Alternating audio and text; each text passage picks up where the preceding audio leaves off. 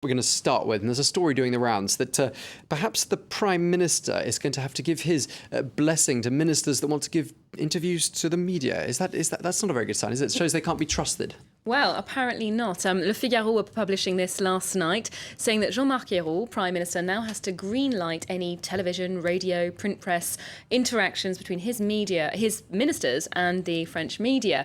Apparently this order comes from on high. François Hollande himself wants to see the communication strategy of the government better coordinated.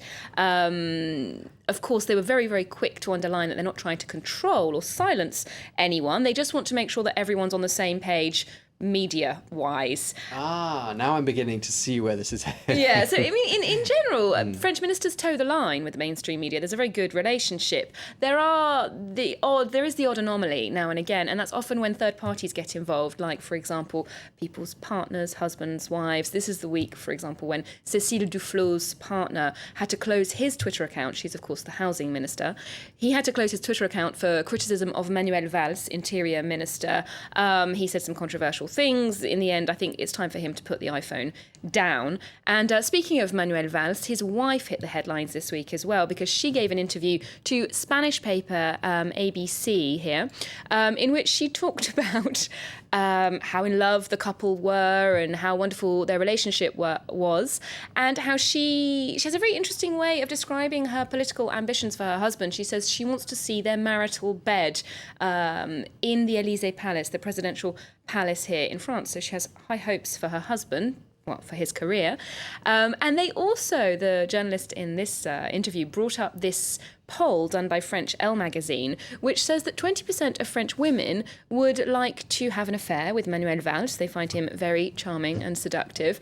And she responded to this by saying, well, she understood completely. She's surprised it's not more than 20%. So she's probably someone who they want to keep out of the papers.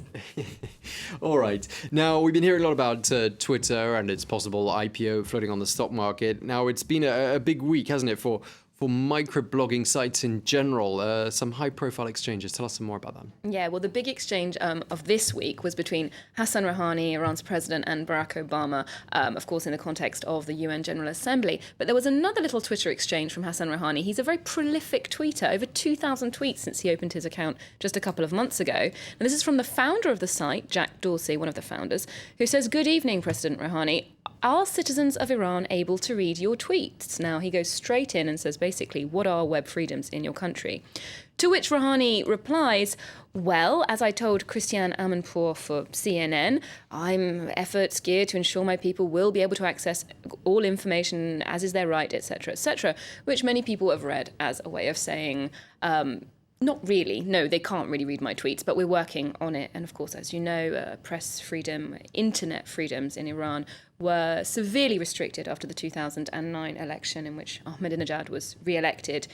Sites like Facebook, Twitter, YouTube even were extremely restricted, so that the web space for debate in Iran is reasonably small. Although there are people now in editorials saying that that's going to change, perhaps. It looks like he's blazing the trail, because he's even got quite a groovy shorthand indicating he perhaps uses it. Yeah, he uses it quite often by the sound of things. This is the thing. He's very internet friendly. He's tweeted Barack Obama in English as well, and so people are saying now in editorials, for example, the Diplomatic Courier was saying this is really unprecedented. This new virtual space that we have for internet geopolitics, where people are interacting with each other on the web, if not in real life. And perhaps before we see real dialogue between the two people, a real meeting, we're seeing these overtures on Twitter. And we shouldn't perhaps be looking out for the handshake, but now we should be looking out for whether they friend each other on Facebook or whether they follow each other on Twitter. Sounds very grown up indeed. Thank you very much indeed, Olivia Salazar-Winspirit. That was this evening's edition of Media Watch. Well, it's time now for Focus here on France 24.